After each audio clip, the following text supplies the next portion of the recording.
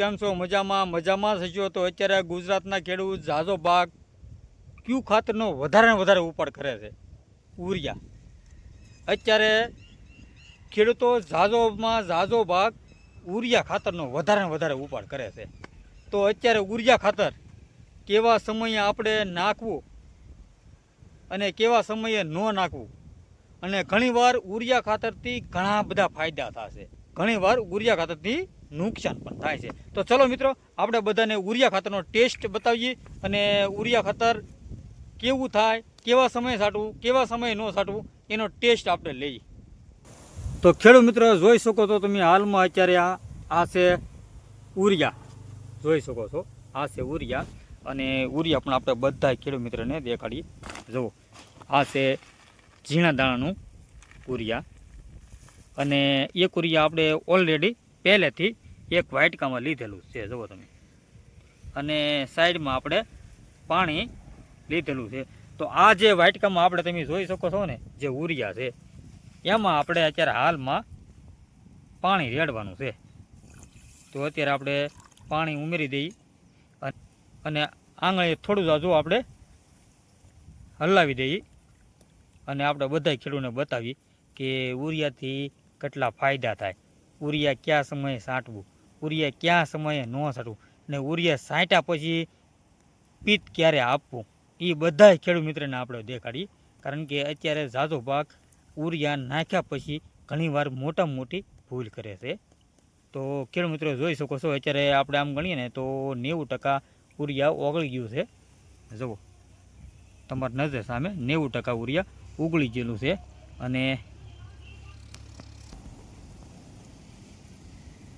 તો જોઈ શકો છો મિત્રો, અત્યારે હાલમાં ઉરિયા હાવ ઓગળી ગયું છે.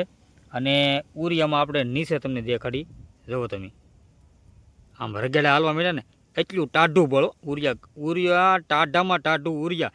તમે ઉરિયાને પાણીમાં નાખો એટલે ઉરિયા જમીનને ફૂલ ટાઢી કરી દે, અને તડકીવાળું વાતાવરણ હોય તો જમીન ટાઢી રહે, એટલે મોલને તડકી લાગે નહીં. પણ આપણે ઉરિયા ક્યાં સમય નાખવું, તમે જોઈ શકો છો. અત્યારે હાલમાં આજે આપણે હાથ ભીના થઈ જાય ને એવા ભીના થઈ જાય, એટલું ટાઢું બોલ થઈ જાય છે.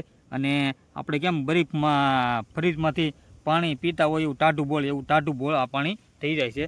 તો ઉરિયાથી અત્યારે ઘણા બધા ફાયદા થાય છે, અને ઉરિયાથી ઘણા બધા નુકસાન પણ થાય છે. હેલો ખેડૂત મિત્રો, તો અત્યારે ઝાઝો પાક આપણે જો ઉરિયા નાખવું હોય ને, તો ઉરિયા આપણે જે ગમે તે પાકમાં તમે ઉરિયા નાખો, ઉરિયા નાખ્યા પછી 2 થી 3 કલાકની અંદર પિત્ત આપી દેવું, જેથી કરીને ઉરિયા મોલને આપણા જે ગમે તે પાક હોય નુકસાન ન કરે. અને ઝાઝો પાક આપણા બધા ખેડૂતોને ઉરિયા તડકાના સમયે ઉરિયા ન નાખવું, કારણ કે ઉરિયા આવે છે ટાઢું, જેથી આપણે પિત્ત આપેલું નથી, એટલે ઉરિયા નુકસાન પણ કરે છે.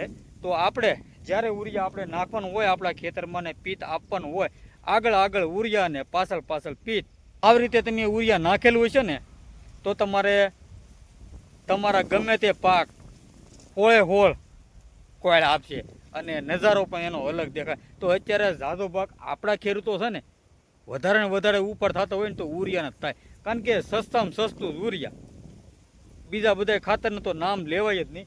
2 ખાતરની ઠેલી લાવો અને 1 ટોલી દેશી ખાતર નહીં ભરીને લાવો, એવા ભાવ છે અત્યારે. તો અત્યારે સસ્તામાં સસ્તું ઉરિયા છે. તો ખેડૂત મિત્રો, આપણે જે ઉરિયા નાખ્યા પછી તાત્કાલિક પિત્ત આપી દેવું, જેથી કરીને આપણા મોલને પણ નુકસાની ન થાય, એવી ખાસ ધ્યાન રાખવી. જય હિન્દ, જય ભારત, જય ખેડૂત મિત્રો. આપણો વિડીયો ગમ્યો હોય તો શેર કરજો, લાઇક કરજો, કમેન્ટ કરજો, અને આપણી યુટ્યુબ ચેનલને આગળ વધારજો. જય ભૂતરાદા વિલોક્સ.